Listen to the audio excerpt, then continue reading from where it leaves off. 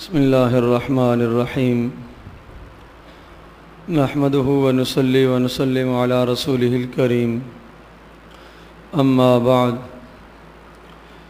حضرت معاذ بن جبل رضی اللہ تعالیٰ عنہ سے روایت ہے، وہ فرماتے ہیں کہ میں نے نبی اکرم صلی اللہ تعالی وسلم سے یہ درخواست کی کہ اللہ کے رسول آپ مجھے کچھ نصیحت فرمائیے، تو رسول اکرم صلی اللہ تعالیٰ علیہ وسلم نے مجھے 4 باتیں ارشاد فرمائیں۔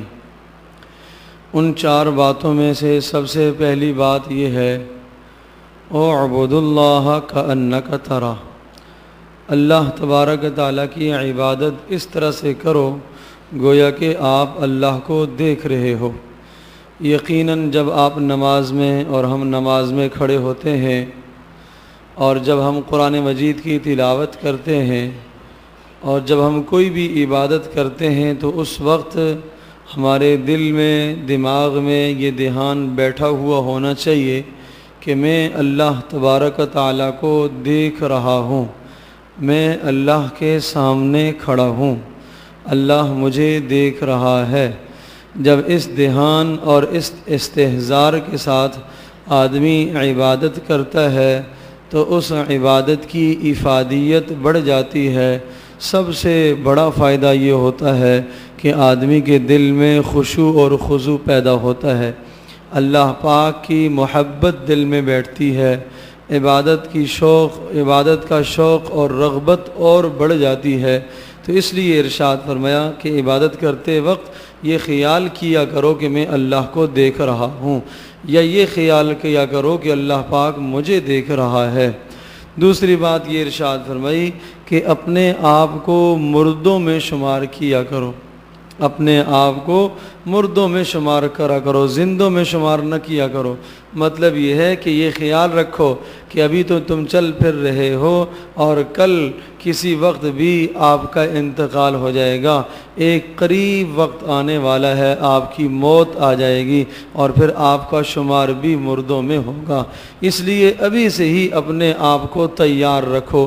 یہ اشارہ اس بات کی طرف تھا کہ موت کے لیے اپنے آپ کو تیار رکھو، ہر وقت موت کے لیے اپنے آپ کو تیار رکھو۔ سمجھ لو کہ گویا کہ آپ کا موت سے سابقہ اور پالا پڑنے والا ہے، اور حدیث پاک میں آتا ہے موت آدمی کو بہرحال پہنچ کر رہے گی، موت انسان کو تلاش کرتی رہتی ہے۔ جب اس انسان کا وقت پورا ہو جاتا ہے، فرشتہ آتا ہے اور اس کی روح نکال کے لے جاتا ہے، نہ اس کو آنے سے پہلے آگاہ کرے گا، نہ خبر دے گا، نہ اطلاع دے گا، اچانک اس کی موت آ جائے گی۔ تو اس لیے اس سے پہلے آدمی اپنی تیاری کر لے۔ پھر رسول پاک صلی اللہ تعالی وسلم نے تیسری نصیحت ارشاد فرمائی، وہ یہ فرمائی کہ دیکھو جب بھی کسی پتھر کے پاس سے یا کسی درخت کے پاس سے آپ کا گزر ہو تو وہاں اللہ کا ذکر ضرور کیا کرو، اللہ کا ذکر ضرور کیا کرو۔ کیوں؟ قیامت کے دن یہ درخت بھی اور یہ پتھر بھی اور یہ جگہ آپ کے متعلق یہ گواہی دیں گے کہ یا اللہ اس بندے نے یہاں کھڑے ہو کر ذکر کیا تھا۔ تو کتنی مبارک اور کتنی سعادت کی بات ہے کہ قیامت کے دن ہمارے لیے زیادہ سے زیادہ گواہ بن جائیں۔ معتکفین سے درخواست ہے، مثال کے طور پر ایک حجرے میں وہ ہیں، وہ دوسرے حجرے میں جاتے ہیں، ایک گیرلی سے دوسرے گیرلی میں جاتے ہیں کسی ضرورت سے، وہاں جاتے ہوئے آتے ہوئے اللہ کا ذکر کریں، سبحان اللہ کہیں۔ مسجد کی کوئی جگہ خالی نہ رہے جہاں اللہ کا ذکر انہوں نے نہ کیا ہو، کوئی خطہ نہ رہ جائے جہاں اللہ کا ذکر نہ ہوا ہو۔ اسی طرح سے جو لوگ گھروں سے آتے ہیں وہ راستے میں جاتے ہوئے آتے ہوئے اللہ کا ذکر کرتے رہیں۔ جہاں ایک لمحے کے لیے کھڑا ہونا ہے تو ایک بار آدمی اور کچھ نہ صحیح اللہ اکبر ہی کہہ دے، ایک بار آدمی سبحان اللہ ہی کہہ دے، ایک بار آدمی ماشاء اللہ الحمدللہ ہی کہہ دے۔ تو ان کلمات کے کہنے سے جس جگہ پر یہ کلمات آپ نے کہے ہیں، قیامت کے دن یہ جگہیں آنکھیں آپ کے لیے گواہ بنیں گی اور اللہ کے دربار میں یہ کہیں گی کہ یا اللہ اس بندے نے ہمارے پاس کھڑے ہو کے ذکر کیا تھا۔ تو کتنی فضیلت کی بات ہے۔ اور یاد رکھیے کہ جب یہ جگہیں نیکی کی گواہیاں دیں گی تو پھر اسی طرح سے یہ جگہیں گناہ کی گواہیاں بھی دیں گی۔ جہاں جہاں انسان نافرمانی کرتا ہے، گناہ کرتا ہے، اللہ کو ناراض کرنے والا عمل کرتا ہے، وہ جگہ انسان کے خلاف گواہ بن رہی ہے۔ تو تیسری نصیحت یہ کی کہ جہاں سے بھی گزرو ذکر ضرور کیا کرو۔ اور چوتھی نصیحت رسول پاک صلی اللہ علیہ وسلم نے حضرت معاذ بن جبل کو یہ کی کہ جب آپ سے گناہ ہو جائے تو گناہ کے بعد نیکی ضرور کیا کرو، اور اگر آپ نے چھپ کر گناہ کیا تو چھپ کر نیکی کیا کرو، اور اگر آپ نے اعلانیہ طور پر گناہ کیا، سب کے سامنے گناہ کیا تو سب کے سامنے پھر نیکی کیا کرو۔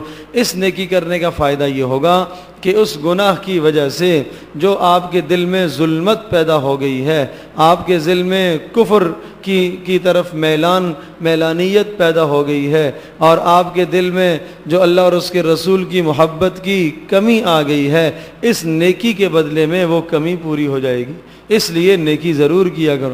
دیکھتے نہیں ہیں جب کسی کو جناب مرچ کھا لیتا ہے بہت زیادہ، کڑوی چیز کھا لیتا ہے بہت زیادہ، تو اس کڑواہٹ کو ختم کرنے کے لیے، اس تلخی کو ختم کرنے کے لیے کوئی میٹھی چیز آدمی کھاتا ہے، آدمی پانی پیتا ہے اس کا اثر ختم کرنے کے لیے۔ یہی مثال یہاں پر بھی ہے کہ اس گناہ کا اثر، اس گناہ کی نحوست کو ختم کرنے کے لیے اللہ کے رسول صلی اللہ علیہ وسلم نے نیک عمل بتایا، اس کے بعد کوئی نیکی کر لیا کر۔ اور سب سے بہترین اس میں نیکی یہ ہے کہ اگر ایک آدمی نے زبان سے گناہ کیا، زبان سے نیکی کرے، ہاتھ سے گناہ کیا، ہاتھ سے نیکی کرے، آنکھ سے گناہ کیا، آنکھ سے نیکی کرے۔ آنکھ کا گناہ بد نظری ہے، آنکھ کی نیکی قرآن مجید کی دیکھ کر تلاوت کرنا ہے۔ ہاتھ کا گناہ کسی کے ساتھ ظلم ہے، ہاتھ کے ذریعے سے کسی کے ساتھ تعاون کر دے۔ پاؤں کا گناہ ظلم کی جگہ پر چل کر جانا ہے، اس پاؤں سے کسی کے ساتھ چل کر جا کے مدد کر کے آ جائے۔ یہ اس طرح سے جس عضو سے گناہ ہوا اس عضو سے نیکی کرتا چلا جائے گا تو انشاءاللہ وہ گناہ کی نحوست اور گناہ کا زہر جو جسم میں آ چکا اور جو دل میں بیٹھ چکا وہ آہستہ آہستہ ختم ہو جائے گا۔ تو رسول اکرم صلی اللہ تعالی وسلم نے 4 باتوں کی نصیحت فرمائی۔ پہلی بات رسول پاک صلی اللہ تعالی علیہ وسلم نے یہ ارشاد فرمائی کہ اللہ کی نماز، اللہ کی عبادت اس طرح سے کرو گویا کہ آپ اللہ کو دیکھ رہے ہو۔ دوسری بات یہ ارشاد فرمائی کہ اپنے آپ کو موت کے لیے ہر وقت تیار رکھا کرو۔ تیسری بات یہ ارشاد فرمائی کہ جہاں سے بھی آپ کا گزر ہوا کرے اللہ کا ذکر ضرور کیا کرو۔ اور چوتھی بات یہ ارشاد فرمائی کہ جب آپ سے گناہ ہو جائے، نافرمانی ہو جائے تو اس کے بعد نیکی کر لیے کرو۔ اگر چھپ کے گناہ ہوا تو چھپ کے نیکی کرو، اور ظاہراً اگر گناہ کیا تو ظاہری طور پر نیکی کرو۔ اس نیکی کا فائدہ اور نتیجہ یہ ہوگا کہ جو گناہ کی نحوست دل میں آئی ہے اس نیکی کی وجہ سے انشاءاللہ وہ نحوست ختم ہو جائے گی۔ اللہ پاک ہم سب کے لیے عمل کرنا